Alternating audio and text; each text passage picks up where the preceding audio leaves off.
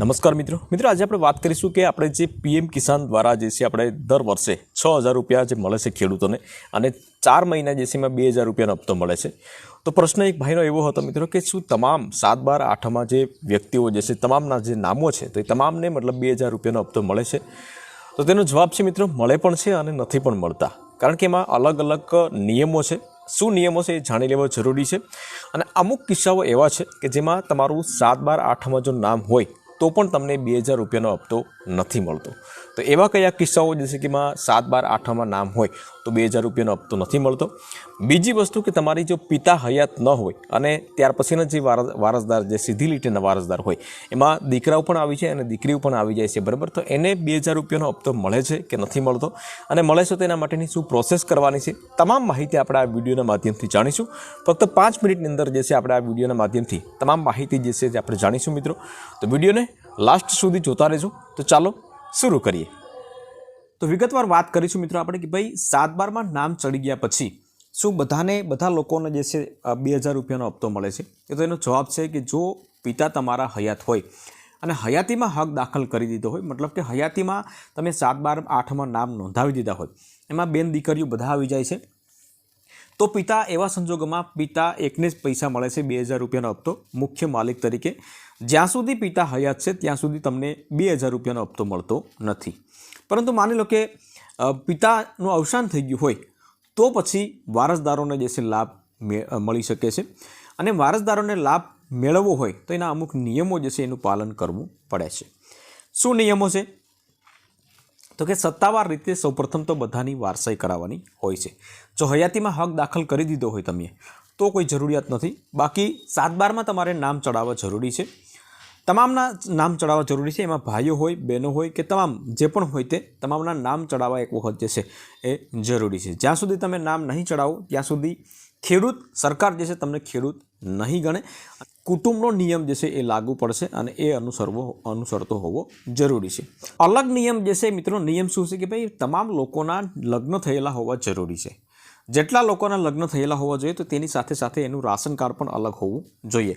એટલે એ જમીનનો મુખ્ય માલિક તરીકે એ 2,000 રૂપિયાના હપ્તા માટે જે છે ફોર્મ ભરી શકે છે।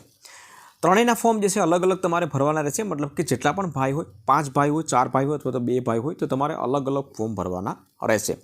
અને સાથે સાથે જે દીકરી જે છે તો એના લગ્ન થઈ ગયા હોય તો એને પણ લાભ મળી શકે છે, પરંતુ એની એક શરત છે મિત્રો કે એના પતિ જે છે તો એ 2,000 રૂપિયાના હપ્તાનો લાભ લેતા હોવા ન જોઈએ, તો તે અલગથી ફોર્મ ભરી શકશે। ક્યારેક એવું બની શકે મિત્રો કે ભાઈ પતિ પત્ની બંનેના નામ જે છે 7, 12માં હોય છે તો એ બંનેને લાભ મળી શકે કે ન મળી શકે?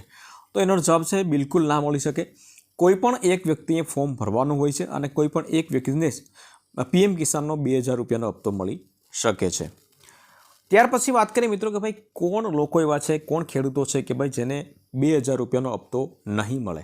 ભલે તે 7, 12માં નામ હોય તો પણ અમુક કેટેગરીમાં જો તમે આવતા હશો તો તમને પીએમ કિસાનનો હપ્તો નહીં મળે। કોને કોને નહીં મળે? તો કે એક તો સૌપ્રથમ જે છે સરકારી નોકરી કરતા હોય એવા લોકોને પીએમ કિસાનનો હપ્તો નહીં મળે। ત્યાર પછી તમે ઇન્કમ ટેક્સ ભરતા હોય, આવકવેરા ભરતા હોય તો એવા લોકોને પીએમ કિસાનનો 2,000નો હપ્તો નહીં મળે। વારસદાર જે છે નિવૃત્ત સરકારી કર્મચારી હોય કે જેનું પેન્શન ચાલુ હોય, 10,000 રૂપિયા પેન્શન ચાલુ હોય તો એવા લોકોને પણ લાભ નહીં મળે। અથવા તો તમે પ્રોફેશનલ ડૉક્ટર હોય, વકીલ હોય અથવા તો ચાર્ટર્ડ એકાઉન્ટ હોય તો આવા લોકો જો કોઈ કેટેગરીમાં આવતા હોય તો ભલે તે 7, 12, 8માં નામ હોય તેમ છતાં પણ એને લાભ મળવા પાત્ર રહેશે નહીં। હવે મુખ્ય વાત કરીએ મિત્રો કે ભાઈ તો પછી નવો હપ્તો 2,000નો જે છે મેળવવા માટે શું કરવું જોઈએ? તો નવો હપ્તો કરાવવા માટે જે છે તમારે સ્ટેપ ફોલો કરવાના રહેશે। પહેલો સ્ટેપ છે કે તમારે સૌપ્રથમ તો પીએમ કિસાનની સત્તાવાર વેબસાઇટ ઉપર જઈ, અહીં તમે જોઈ શકો છો pmkisan.gov.in, આ વેબસાઇટ ઉપર જઈ અને તમારે એ ફોર્મ ભરવાનું રહેશે।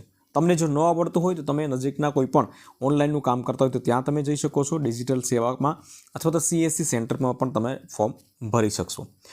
એમાં તમારે ન્યૂ રજિસ્ટ્રેશન ફાર્મર કરીને જે છે ત્યાંથી ફોર્મ ભરવાનું રહેશે। એ બધું ઓપ્શન તમને આવી જશે, પરંતુ એમાં તમારે આધાર કાર્ડમાં મોબાઈલ નંબર લિંક હોવો જોઈએ, તમારું બેંક અકાઉન્ટ એક્ટિવ હોવું જોઈએ। બેંક અકાઉન્ટ કોઈ પણ તમે આપો બરાબર, તો એમાં ડીબીટી મતલબ કે ડાયરેક્ટ બેનિફિશરી ટ્રાન્સફર જે છે એક્ટિવ હોવું જોઈએ। તો તમારે એક વખત બેંકે જઈ અને ફોર્મ ભર્યા પછી તમારે તપાસ કરી લેવાનું છે કે ભાઈ ડીબીટી એક્ટિવ છે કે નહીં। નો એક્ટિવ હોય તો તમારે અહીંયા એક સામાન્ય ફોર્મ ભરીને તમારે એક્ટિવ કરી આપશે, બરાબર. તો આ બધી વસ્તુ તમારી હોવી જોઈએ. અને ત્યાર પછી જે છે તમારે ફોર્મ સબમિટ કરી આધાર કાર્ડ જે છે લિંક છે કે નહીં બેંક અકાઉન્ટમાં, તો એ તમારે તપાસ કરી લેવાનો છે. અને લાસ્ટ સ્ટેપ જે છે બધા ડોક્યુમેન્ટ સાથે તમારે તમારા ગામના તલાટી મંત્રીને અથવા તો તમારે ઈ ધારા કેન્દ્રમાં મામલતદાર કચેરીમાં તમારે આપવાના હોય છે. મામલતદાર કચેરીમાં આપી અને તમારા વેરિફિકેશન માટે જે છે લગભગ 2-3 મહિના 4 મહિના જેવો સમય લાગે છે, બરાબર. જે પ્રમાણની મતલબ કે ગીચતા હોય એ પ્રમાણનું સમય લાગે છે. તો એ પ્રમાણે તમારું કમ્પ્લીટ જો વેરિફિકેશન થઈ ગયા છે, કોઈ પ્રોબ્લેમ નહીં હોય, તો 3 થી 4 મહિનામાં તમારા હપ્તા જે છે શરૂ થઈ જશે. તો આ પ્રમાણે જે છે પીએમ કિસાનનો હપ્તો જો તમને ન મળતો હોય મિત્રો, અને આ ક્રાઇટેરિયામાં તમે આપતા હોય, તો તમને ચોક્કસથી 2000 રૂપિયાનો હપ્તો મળી શકે છે. આમાં તમને કોઈ પ્રશ્ન હોય તો તમે કોમેન્ટ કરી શકો છો. બાકી વિડીયો ગમ્યો હોય તો વિડીયોને એક લાઇક જરૂરથી કરી લેજો. બીજા ખેડૂત મિત્રોને પણ શેર કરજો, જેથી કરીને એને પણ ખ્યાલ પડે મિત્રો. ફરી મળીશું નવા વિડીયો સાથે. ત્યાં સુધી રજા.